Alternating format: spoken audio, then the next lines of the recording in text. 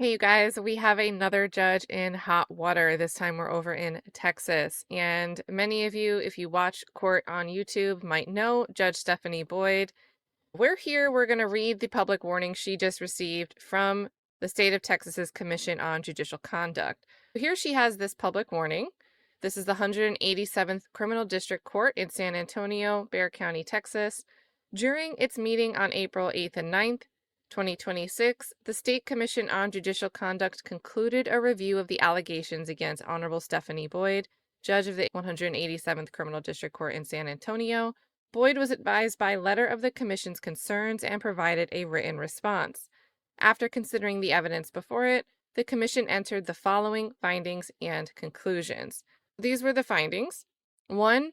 At all times relevant hereto, Honorable Stephanie Boyd was the judge of the 187th Criminal District Court in San Antonio. 2. Judge Boyd live streams her court proceedings on its YouTube channel. They're going to call that the court's YouTube channel that was provided by the Office of Court Administration. 3. On the court's YouTube channel, Judge Boyd engaged in extrajudicial activities with viewers, such as hosting a book club, and I don't like this part I really don't like, and allowed viewers of the court's YouTube channel to leave comments and messages in real time about proceedings and participants. We have this explicit issue with a live chat feature where viewers can comment while a court proceeding is ongoing. So, next they have, during a July 6, 2023 plea hearing in State of Texas v. Wilberth Villamil, they give the case number in the footnote. After rejecting a plea agreement submitted by the parties and being informed the defendant was withdrawing his plea, Judge Boyd improperly injected herself into the plea bargaining process by asking Villamil if he was willing to accept the 20 years in prison offered by the court. During this discussion, Judge Boyd remarked that the case against Villamil was a life sentence worthy case. Next, number 5, in her sworn responses to the Commission about this matter, Judge Boyd stated she's never reviewed or responded to viewers' comments or messages during proceedings, and that she has never, quote, relied upon or considered such comments or messages when performing her judicial duties. Judge Boyd represented to the Commission that all of her decisions are based solely on the evidence presented and the law, and that she's never been influenced by any outside source when ruling on any case. Number 6, Judge Boyd confirmed that she participated in a book club with viewers through the court's YouTube channel, but indicated she no longer does so. 7. This is a long one. During an October 28, 2024 probation revocation hearing in State of Texas v. Thomas Henson, and they give the case number in the footnote. The Henson hearing, after explaining to the defendant, Thomas Henson, that he was facing 20 years in prison, Judge Boyd directed the court reporter to go off the record while continuing to live stream, and stated, "So it appears that you want to go to prison to be passed around for cigarettes or dessert, because that's what's going to happen to you, because you're young, and they will think you are attractive at the prison. And I'm just being real with you. And no matter the commissary money that your parents and grandparents can put on the books for you, is going to save you from being passed around at the prison. Do you want to be passed around for ramen noodle? Because that's what's going to happen. And that's what happened at the Bexar County Jail. People would get passed around for dessert. Someone was sentenced in this court for murder, and the first thing he did at the Bexar County Jail was go have sex with somebody. Whether it was consensual or not, that case hasn't been brought to me. And I can tell you right now that your grandparents, your mother, probably doesn't have enough money to put on your books, so you won't be passed around for ramen noodles, cigarettes, oranges, or whatever at the jail. And it appears to the court that that's what you want to happen to you. Doing all these little crazy little tattoos you got here, trying to be Billy Bad with gang tattoos and everything." Number 8. In her sworn responses to the Commission about this matter, Judge Boyd notes the seriousness of the charge that Henson was facing and believed Henson was not taking the charges or potential probation seriously. And so they're going to bring in the authorities. So Canon 2A, a judge shall comply with the law. 3B2, a judge shall maintain professional competence in the law. 3B4, a judge shall be patient, dignified, and courteous to litigants, jurors, witnesses, lawyers, and others with whom the judge deals in an official capacity. 3B5, a judge shall perform judicial duties without bias or prejudice.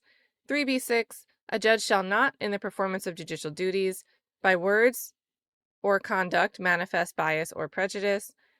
3B10, a judge shall abstain from public comment about a pending or impending proceeding which may come before the judge's court in a manner which suggests to a reasonable person the judge's probable decision on any particular case.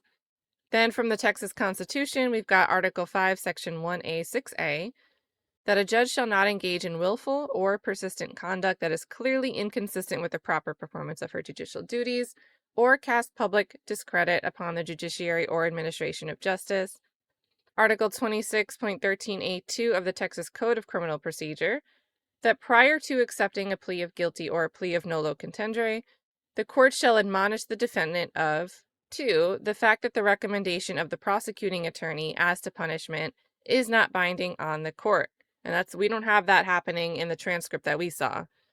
Provided that the court shall inquire as to the existence of a plea bargain between the state and the defendant, and if an agreement exists, the court shall inform the defendant whether it will follow or reject the agreement in open court and before any finding on the plea.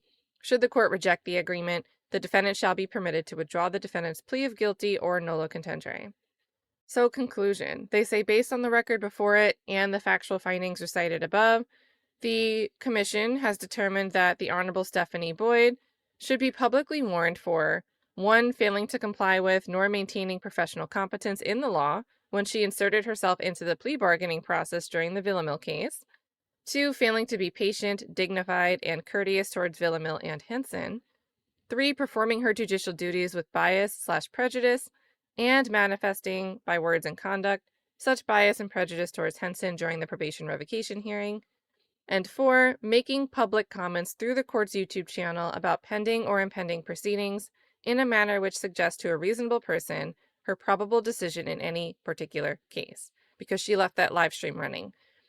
Judge Boyd's failures in the foregoing respects constituted willful and persistent conduct that is clearly inconsistent with the proper performance of her judicial duties and cast public discredit on the judiciary or on the administration of justice, in violation of Canons 2A, 3B2, 3B4, 3B5, 3B6 of the Texas Code of Judicial Conduct, Article 5, Section 1A, 6A of the Texas Constitution.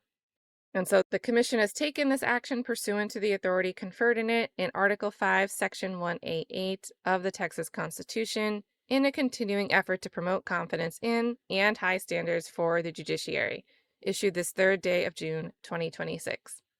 And that's signed by Ken Wise, the Vice Chairman of the Commission. So there we go. There is Judge Boyd and her public warning. And you guys already know my take on it. I'm all for the transparency. If we didn't have the YouTube channel, then maybe it wouldn't be known the types of things that a judge could be saying during a probation revocation hearing or a plea hearing that maybe they shouldn't be saying. And I think the public access is in the interest of justice. But let me know your thoughts, even if you disagree. Hope you guys are having a fantastic weekend and hope to see you guys soon. Take care.